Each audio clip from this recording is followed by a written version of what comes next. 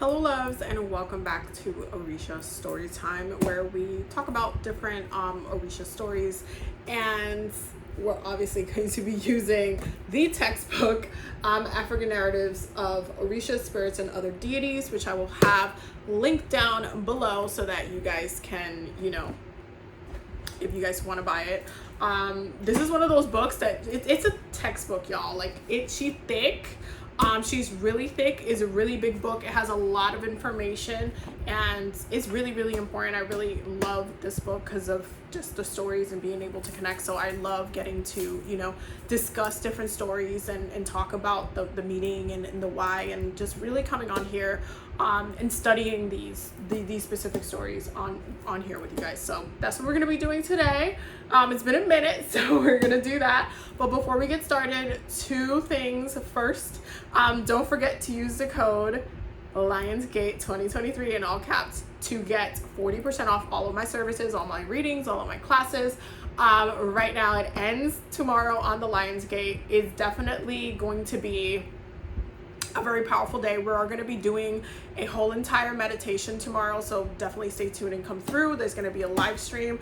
It's going to be really amazing at 8 o'clock. So it's on the 8th on the month of the 8th, August 8th, on the 8th at 8 p.m. That's what it's going to be. I'm really excited about it.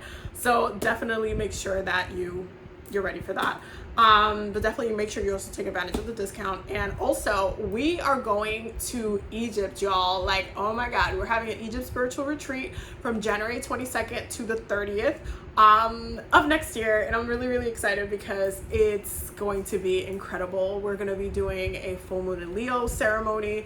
We're going to be doing an Ankh workshop. We're going to be doing some past life power recall. We're going to be doing some spiritual baths. We're going to be going to the temples. We're going to the pyramids. We're going to we're going to be doing a lot. Okay, we're going to be sailing down the Nile, and sleeping over in the night. It's going to be iconic. It's going to be an iconic trip. So definitely make sure you reserve your spot because the early bird discount is still live, but there's some spots left. So definitely make sure you take advantage of it before the discount is no mo. But with that being said, we're gonna get started with the story. The story that we're gonna be talking about today, and as always, I used bibliomancy to pick the story. That's how I always do it. It's a way where I'm just connecting to spirit, and I asked them which story I should say, which story we should do today. And this is the one that they gave me. So it's going to be on page 192 through 193. And it is called Osun and the Rights of Equality. Okay. So let us begin. Long ago, when the primordial Orishas lived on Earth, they often gathered to discuss the general needs of the inhabitants. Osun, the only female Orisha among them, was not always allowed to attend their gatherings. One day, Osun was upset for being excluded from attending the Orisha's gatherings. What disrespect! What right do they have to exclude me? I will not accept such an insult. I will teach them a lesson so they show me some respect. She used her powers to make the women on Earth barren. Then the procreative cycles of women came to a halt. Puzzled by the sudden situation, the male Orishas consulted Olorun. One said, "Something strange is happening to the women on Earth. We wish to know what is wrong."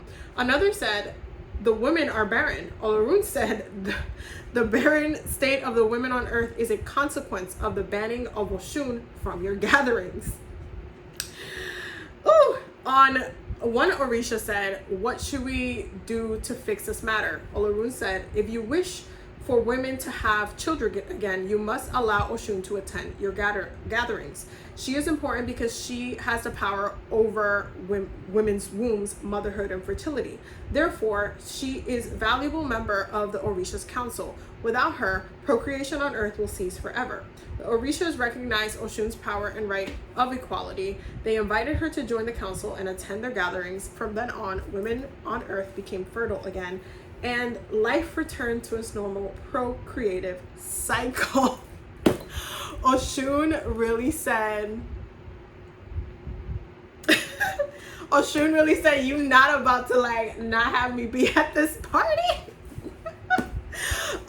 This story is really, really interesting, especially looking at it from today's perspective when it comes to, feeling like alienated, feeling, you know, like there's a lack of control, feeling like with everything that happens with like Me Too, with everything that happened with like even, you know, with the Supreme Court, like in the United States, with the Supreme Court justices like taking the rights of like abortion rights away. This is a very empowering story. It's one of those stories that feels like it's meant to, like you're meant to feel empowered, you're meant to feel not dismissed, especially as a woman. And Oshun as an Orisha, I will say, is definitely one of the Orishas that feels super nourishing and supportive to like women. And when it comes to the things that Oshun rules specifically, she's always been very, very supportive and nurturing and loving in that way. And so to be like, you know what, I'm gonna end the cycle, like you're not about to procreate no more if you don't see me as a valuable member of here, is such an important it's such an important thing to say, because it's like, it's definitely taking the power away. It's definitely taking like a step back, like, oh, you don't value me? Okay, cool. I'm gonna go ahead and bounce. I'm gonna go ahead and, you know, I'm gonna go ahead and basically not, I'm not gonna give you no mind. I'm gonna show you why you need me, basically. And I think that's such an important story to not only for like empowerment for women, and Oshun is obviously one of the most popular Orishas when it comes to like mainstream wise, always been one of the most popular Orishas. So the fact that there's this like foot in the ground where she's like, I know my worth, and I know you know my worth, so don't make me remind you my worth. Like, it's a very, I think it's such a beautiful story. I think it's a very beautiful like empowerment moment where you have to like, and it makes sense, because I feel like there's some times where you really have to show people like, don't fuck with me.